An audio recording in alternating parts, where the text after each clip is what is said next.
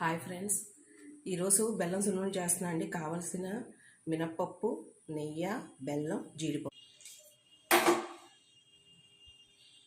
ఓం గణేశాయ నమః. గణేశుడు దండం పెట్టుకోవాలండి. అలాగే అగ్నిదేవుడు కూడా దండం పెట్టుకోవాలి, అంతా బాగా జరగాలని. పాన్ పెట్టుకొని మనం మినపప్పు వేపుకోవాలండి. సున్నుండకి గ్లాస్ మినపప్పు అండి. జీడిపప్పు వేయాలండి. జీడిపప్పు ఇందులో కొంచెం ఫ్రెండ్స్, నెయ్యానా ఆవు నెయ్యానా బెల్లము ఇందులో వేసి నేను మిక్స్ చేస్తున్నానండి.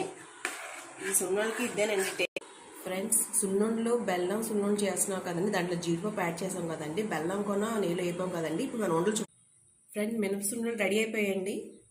జీడిపప్పును మినపప్పు, బెల్లం, నెయ్యి, ఆవు నెయ్యి కలిసిన సున్నుండ పిల్లకి ఎంతో మంచి